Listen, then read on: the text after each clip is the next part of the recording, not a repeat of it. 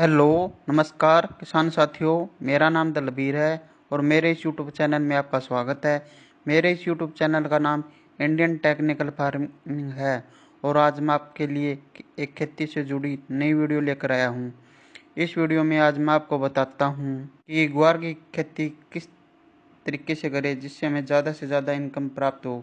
ग्वार की खेती के लिए उपयुक्त समय कौन सा है, ग्वार की खेती के लिए फसल चक्र अपनाना क्यों जरूरी है, ग्वार की खेती के लिए कौन सा बीज का चुनाव करें, कौन कौन सी इसकी उन्नत किस्में हैं, किस तरह में बीज का उपचार करना है और इसके लिए हमें बीज की मात्रा की कितनी जरूरत पड़ेगी। इसकी खेती सिंचित तथा असिंचित क्षेत्रों में की जाती है। ग्वार की खेती के लिए जल प्रबंधन का होना बहुत जरूरी है और इसमें कीट प्रबंधन व रोग प्रबंधन भी बहुत ज़रूरी है। इसके बाद हम इसकी कटाई व कटाई करते हैं। अब हम बात करते हैं कि इसकी बिजाई के समय कौन कौन सी सावधानी रखें जिसके कि बीज का अंकुरण 100% तक हो, जिससे कि हमें कम खर्च व कम समय में ज़्यादा से ज़्यादा फसल की पैदावार प्राप्त हो, जिससे कि हमें एक अच्छी इनकम प्राप्त हो।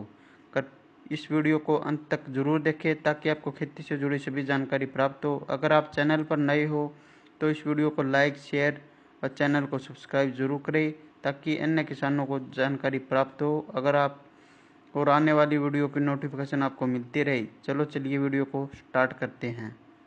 शुष्क व अर्धशुष्क इलाकों में होती है। यह गर्म मौसम की फसल है जिसे बाजरे के साथ मिलाकर बोया जा सकता है। इसे हरी सब्जी के रूप में भी इस्तेमाल किया जाता है। कुछ जगहों पर इसे हरे चारे के रूप में भी प्रयोग करते हैं। इसका अच्छा दाम भी मिलता है। इससे किसान सालाना लाखों रुपए की कमाई कर सकते हैं। इसकी खेती मुख्य तौर पर राजस्थान, हरियाणा, उत्तर प्रदेश, एमपी व महाराष्ट्र के कुछ हिस्सों में की जाती है। महाराष्ट्र में लगभग 9 हेक्टेयर क्षेत्र में इसकी खेती की जा रही है। कृषि विभाग के अधिकारियों ने बताया कि पशुओं को ग्वार खिलाने से उनमें ताकत आती है, दुधारू पशुओं की दूध देने की क्षमता में वृद्धि होती है। ग्वार से गोंद का निर्माण भी किया जाता है। ग्वार गम का उपयोग अनेक उत्पादों में होता है। ग्वार फली से स्वादिष्ट सब्जी बनाई जाती है। इसका इस्तेमाल दाल तथा सूप बनाने में भी किया जाता है।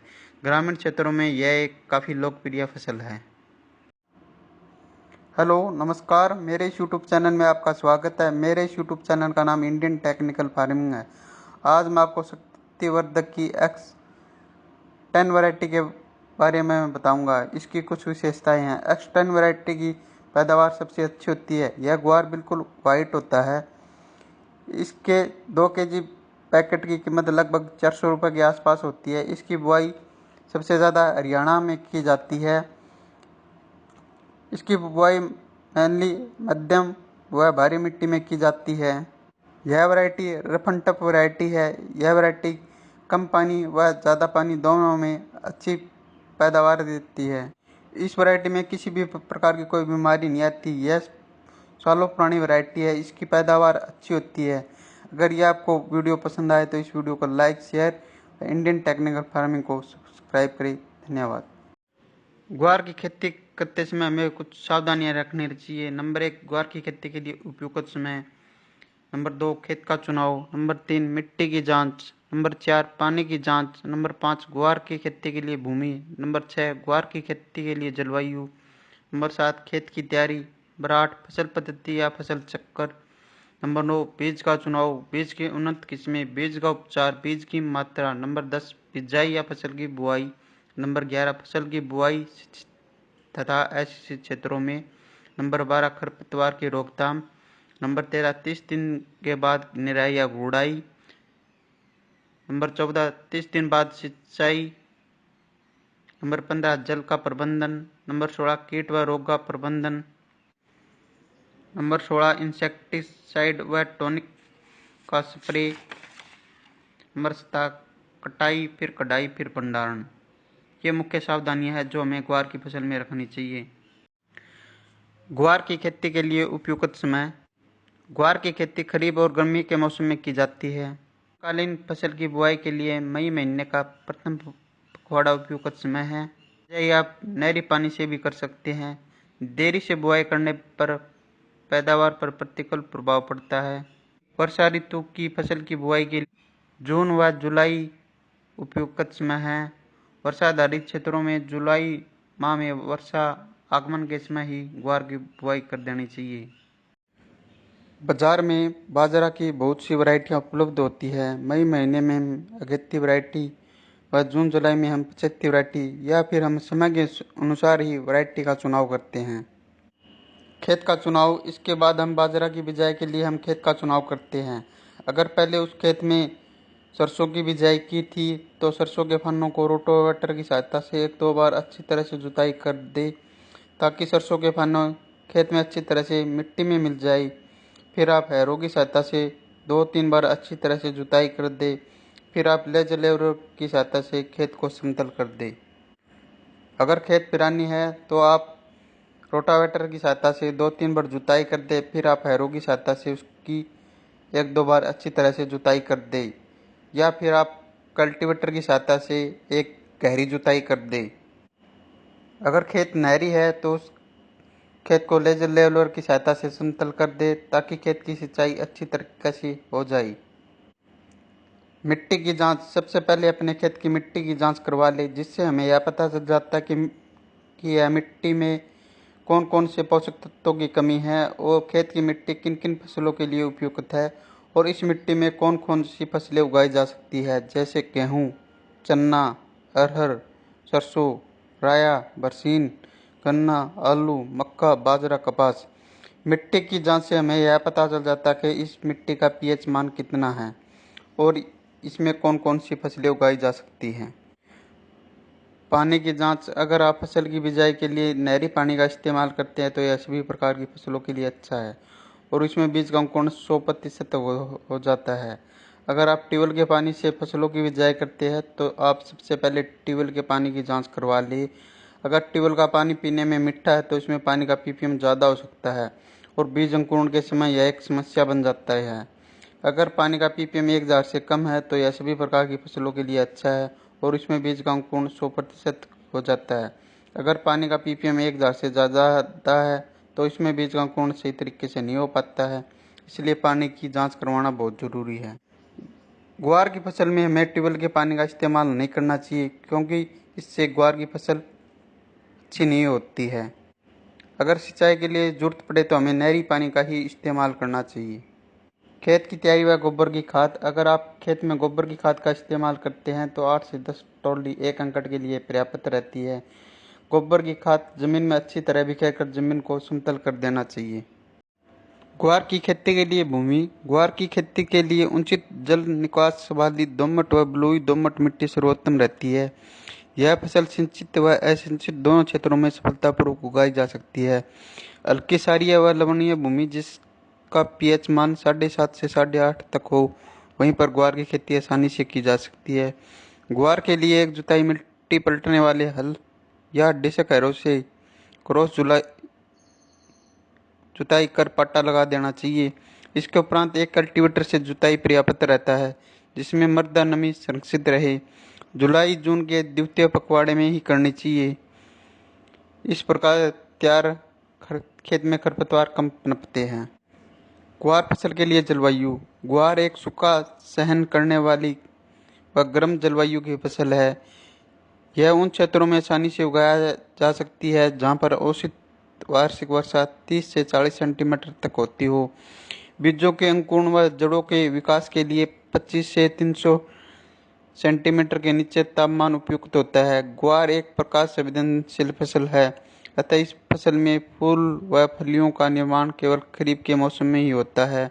अत्यधिक बारिश, बरसात व ठंड को यह सहन नहीं कर पाती है। जिन क्षेत्रों में अत्यधिक गर्मी पड़ती है परंतु सिंचाई की सुविधा उपलब्ध है, वहाँ पर ग्वार की खेती से भरपूर पैदावार ली जा सकती है। शुष्क और अशुष्क दोनों दशाओं में इसकी खेती आसानी से की जा सकती है। ग्वार एक उष्ण कटिबंधीय फसल है जो 18 से 30 डिग्री सेल्सियस के औसत तापमान पर पकती है। खरीफ की गर्म और आर्द्र जलवायु के कारण पेड़ों की वृद्धि बहुत अच्छी होती है। सर्दी के मौसम में इन फसलों की खेती लाभदायक नहीं होती है। यह फसल सभी प्रकार की मिट्टी में उगाई जा सकती है। अच्छे जल निकास वाली मध्यम से भारी मिट्टी में फसल अच्छी तरह से बढ़ती है। यदि मिट्टी की सतह 7.5 से 8 के बीच है तो फसल अच्छी तरह से विकसित होती है जिससे फसल की पैदावार में अच्छी वृद्धि होती है। फसल पद्धति या फसल चक्र, फसल चक्र को क्रॉप रोटेशन के नाम से भी जाना जाता है। किसी निश्चित भूमि में निश्चित समय वाली फसलों को लगातार अदल बदल कर बोना ही फसल चक्र कहलाता है।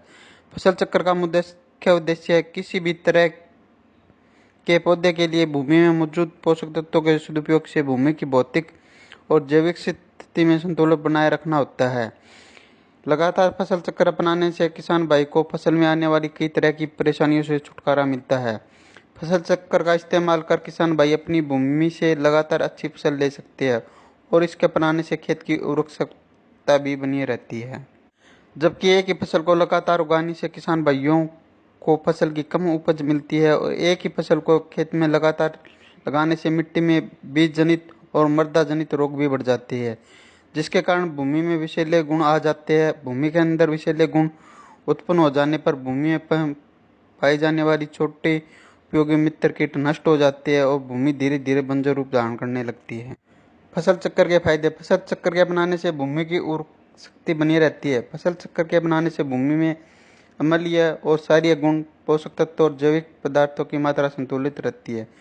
फसल चक्र के अपनाने से फसल में कई तरह के कीट और बीज जनित रोग नहीं लगते हैं। इसके अपनाने से फसलों में पैदावार अधिक मात्रा में प्राप्त होती है, जिसकी गुणवत्ता भी अच्छी पाई जाती है। भूमि में फसल चक्र अपनाने से रासायनिक उर्वरक कम मात्रा में इस्तेमाल किए जाते हैं, जिससे मिट्टी दूषित होने से बचती है। फसल चक्र अपनाने से फसलों में रोग भी काफ़ी कम ही देखने को मिलती है, जिसकी वजह से किसान भाइयों द्वारा रासायनिक दवाओं पर किया जाने वाला खर्च भी कम हो जाता है। फसल चक्र के दौरान फली वाली फसलों के बोने पर खेत में नाइट्रोजन की पूर्ति बनी रहती है। फसल चक्र अपनाने से खेत में खरपतवार में कमी देखने को मिलती है, क्योंकि फसल चक्र के दौरान अधिक गुड़ाई वाले फसलों को बोने पर खेत में खरपतवार नष्ट हो जाते हैं। अधिक पोषण तत्व ग्रहण करने वाली फसलों की खेती के बाद खेत को एक बार खाली छोड़ देना चाहिए। किसी भी विशेष रोग के लगने पर उस फसल को लगातार खेत में नहीं उगाना चाहिए।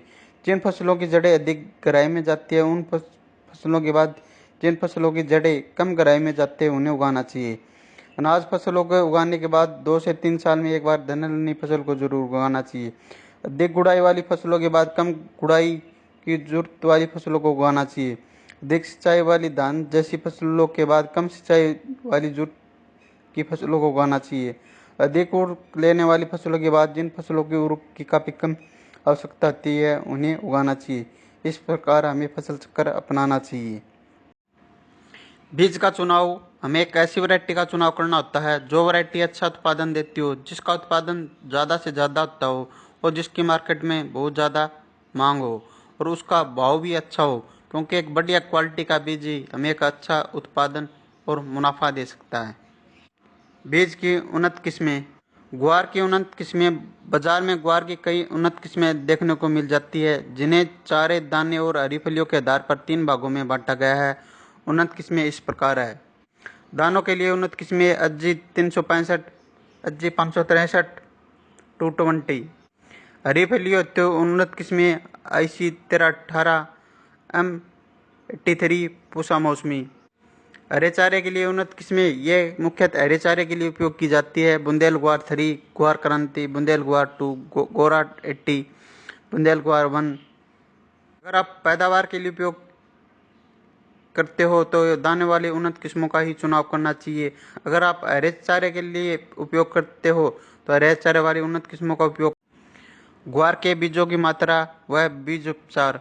यदि आप ग्वार की फसल दानों और हरी फलियों के लिए करना चाहते हैं तो 1 एकड़ के लिए दाने की फसल के लिए 5 से 6 किलो बीज पर्याप्त रहता है और हरी खाद फसल में 15 से 16 किलो प्रति एकड़ बीज की जरूरत होती है। इसके अलावा आप हरे चारे के लिए फसल का उपयोग करना चाहते हैं तो 16 से 17 किलो बीज प्रति एकड़ की जरूरत होती है। इन बीजों को खेत में लगाने से पहले उन्हें कैप्टन या बायोस्टिन की उचित मात्रा में उपचारित कर लिए, ताकि बीजों को आरंभ में फफूंद या फंगस जैसे रोग न लगे। पौधे में जड़ों की अधिक मात्रा में गांठ पैदा करने के लिए जीवाणु रोधक राइजोबियम उर्वरक से उपचारित कर लेना चाहिए। 1 हेक्टेयर के खेत में 200 ग्राम की मात्रा वाली 2 पैकेट वार जीवाणु रोधक की जरूरत होती है। सबसे पहले हम FIR यानी सबसे पहले हम फंगिसाइड से बीज को उपचारित करते हैं, फिर इंसेक्टिसाइड से बीज को उपचारित करते हैं, फिर राइजोबियम कल्चर से हम उपचारित करते हैं। फंगिसाइड को उपचार करने का मुख्य उद्देश्य है फंगस की बीमारियों की रोकथाम के लिए किया जाता है और इंसेक्टिसाइड दवाओं से उपचारित करने का मुख्य उद्देश्य दीमक जैसी रोकथाम के लिए किया जाता है और राइजोबियम कल्चर का उपयोग खेत में जीवाणुओं की संख्या बढ़ाने के लिए उपयोग किया जाता है, जिससे खेत में जीवाणुओं की संख्या बढ़ जाए, जिससे कि एक अच्छी फसल प्राप्त हो। ग्वार फसल में खाद एवं उर्वरक। ग्वार दलहनी फसल होने के कारण नाइट्रोजन की कुछ आपूर्ति वातावरण की नाइट्रोजन को जड़ों में उपस्थित कांटों द्वारा एकत्रित की ली जाती है, लेकिन फसल की प्रारंभिक अवस्था में पोषक तत्वों की पूर्ति के लिए 20 किलो नाइट्रोजन व 40 किलो फास्फोरस प्रति हेक्टेयर पर्याप्त रहता है। संपूर्ण नाइट्रोजन और फास्फोरस की मात्रा बुआई के समय खेत में डाल देनी चाहिए।